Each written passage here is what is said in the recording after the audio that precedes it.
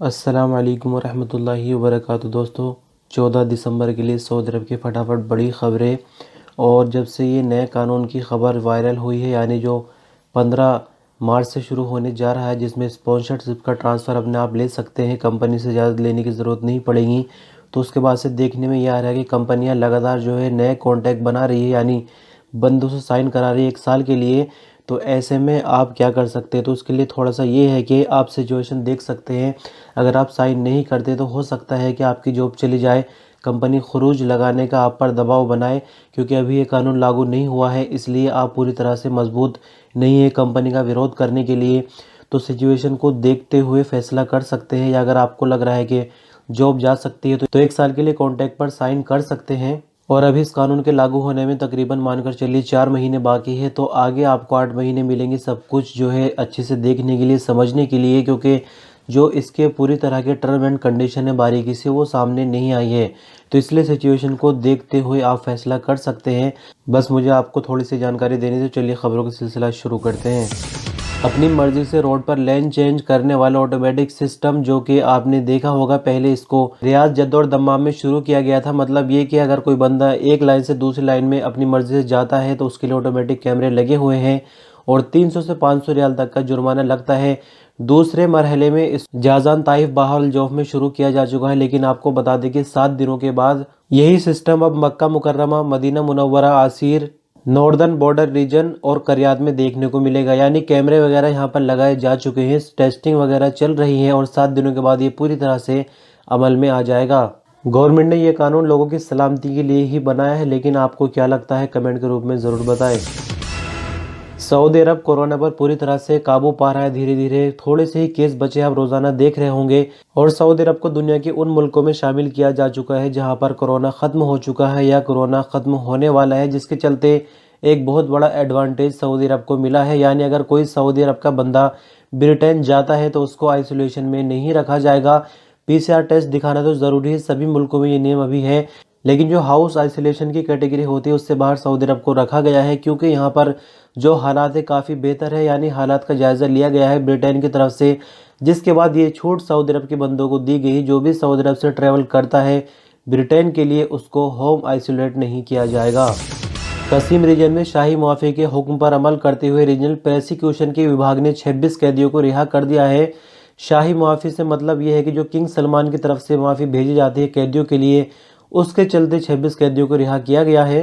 एक लोग सऊदी अखबार के मुताबिक कसीम गवर्नरेट में माफ़ी कमेटी के जांचकर्ता सुलेमान अल बरादी ने कहा कि जिन कैदियों की रिहाई पर अमल किया गया है वो हक़्क़ुल आम की कैटेगरी में आते हैं और उनको रिहा करने से पहले पूरी तरह की कानूनी कार्रवाई की गई थी। आपको थोड़ा सा समझा दें कि हक़्क़ुल आम क्या होता है और हक़्क़ुल ख़ास क्या होता है। हक़्क़ुल आम का मतलब ये होता है कि जिन बंदों ने किसी दूसरे का कत्ल वगैरह नहीं किया है, यानी जो नॉर्मल केसों में जेल में सज़ा काट रहे होते हैं या उन पर पैसे देने के बदले जेल मिली होती है, तो इसके लिए सरकारी छूट आती है कभी कभी, जिसके चलते 26 कैदियों को रिहा किया गया है। और हक़्क़ुल ख़ास का मतलब ये होता है कि जो कत्ल करके अंदर जाते जेल में या कुछ भी ऐसा कर्म करके जेल जाते हैं जो कि इंसानियत के लिए गलत है, तो वो हक़्क़ुल ख़ास की कैटेगरी में आते हैं, जिनके लिए शाही माफ़ी नहीं लगती है। सऊदी अरब में अजनबियों का फ्यूचर क्या बनेगा इस बारे में तो अभी नहीं कह सकते, लेकिन जैसे कि आप लगातार देख रहे हैं जो गवर्नमेंट का सेक्टर वो तो पूरी तरह से सऊदी उसके अंदर रहते हैं और गवर्नमेंट के कंट्रोल में वो सेक्टर है, क्योंकि सैलरी वगैरह गवर्नमेंट ही पे करती है। और जो मार्केट है, चाहे वो रिटेल मार्केट हो, होलसेल हो, तो वहाँ भी आप देख सकते हैं लगातार चेकिंग होती रहती है और अजनबियों को पकड़ा जाता है। यानी सऊदियों के लिए ही ज़्यादातर जो जॉब्स है वो फिक्स कर दी गई है। लेकिन अभी मैं आपको बता दूँ जो प्राइवेट सेक्टर होते हैं, यानी जो कंपनीज होती है, तो उनको रिझाने के लिए गवर्नमेंट फिर से एक नया सिस्टम ले आई है ताकि सऊदियों को ज़्यादा से ज़्यादा जॉब मिले।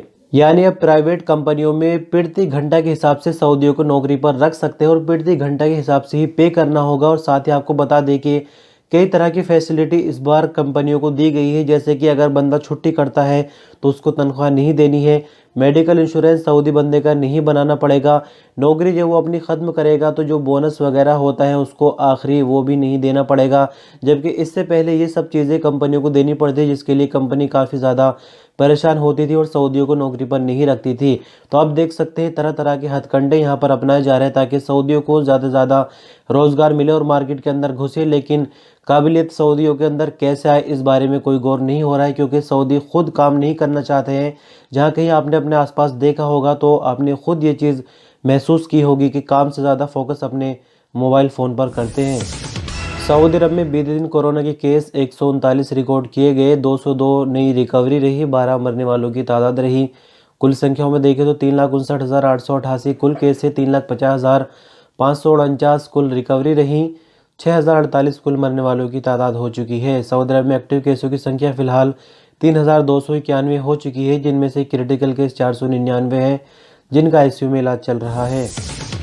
सऊदी अरब के शहर मदीना मुनव्वरा में मिनिस्ट्री ऑफ ह्यूमन रिसोर्सेज की तरफ से भेजी गई टीमों ने कोरोना एसओपीज और सऊदेशन के वायलेशन पकड़ने के लिए मदीना भर की अलग अलग मार्केटों के दौरे किए। यानी कुल संख्याओं में देखा जाए तो मदीना भर में 138 दौरे किए गए, जिनमें 5 जगहों पर चालान हुए, जबकि 9 दुकानदारों को नोटिस देकर छोड़ दिया गया है। चेकिंग टीम के इंस्पेक्टर ने कहा कि मदीना भर की मार्केटों में सऊदेशन और कोरोना एसओपीज को लेकर लगातार चेकिंग के दौरे जारी रहेंगे और जहां कहीं भी किसी तरह का कोई वायलेशन देखा जाएगा तो उनको बख्शा नहीं जाएगा। जो भी कानूनी कार्रवाई होगी वो जरूर की जाएगी। और जैसे कि मैंने आपको सेकंड लास्ट खबर में बताया है सऊदेशन को लेकर, तो वही सेम चीज़ आप यहाँ पर देख सकते हैं। मार्केट में लगातार चेकिंग हो रही है क्योंकि बहुत सारी जो जॉब है मार्केट की वो सऊदियों के लिए फिक्स कर दी गई है।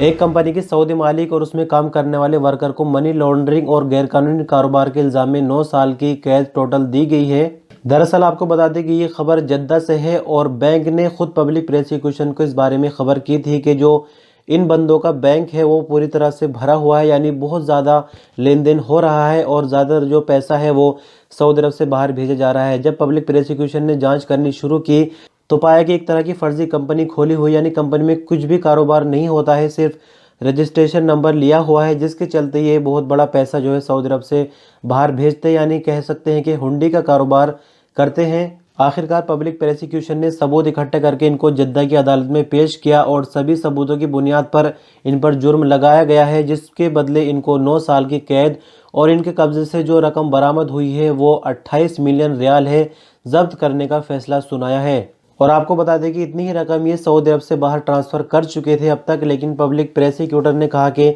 सज़ाओं में और बदलाव किया जाए, यानी इनकी सज़ाएं और ज़्यादा बढ़ाई जाए। मक्का मुकर्रमा ट्रैफिक पुलिस का कहना है कि मदीना मुनव्वरा रिंग रोड को मेंटेनेंस के काम के लिए फिलहाल ट्रैफिक के लिए बंद कर दिया गया है। ट्रैफिक पुलिस की तरफ से कहा गया है कि रिंग रोड नंबर 4 जो कि हाईवे अली बिन तालिब से अल मैसम और वहां से मशायर मुकद्दसा की तरफ जाती है को मेंटेनेंस वर्क के लिए टेम्परेरी बंद कर दिया गया है। रोड की खस्ता हालत को देखते हुए लोकल सऊदी अखबार सबक ने इसके बारे में रिपोर्ट छापी थी, जिसके चलते फौरन एक्शन लेते हुए मेंटेनेंस का काम शुरू कर दिया गया है। ट्रैफिक पुलिस का कहना है कि जो लोग इस रोड से गुजरते हो फिलहाल दूसरा रास्ता इख्तियार करें, क्योंकि इस पर मेंटेनेंस का काम चल रहा है ताकि किसी तरह की कोई परेशानी हम लोगों को न आए।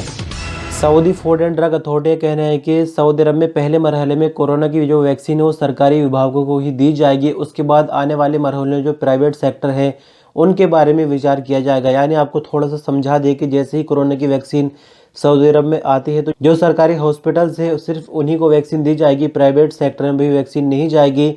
और आपको बता दें कि जो वैक्सीन के लिए उम्र तय की गई है वो ये है कि 16 साल से नीचे के बच्चे को वैक्सीन नहीं दी जाएगी। 16 साल से जिनकी उम्र ज़्यादा है सिर्फ उन्हीं को वैक्सीन लगाई जाएगी।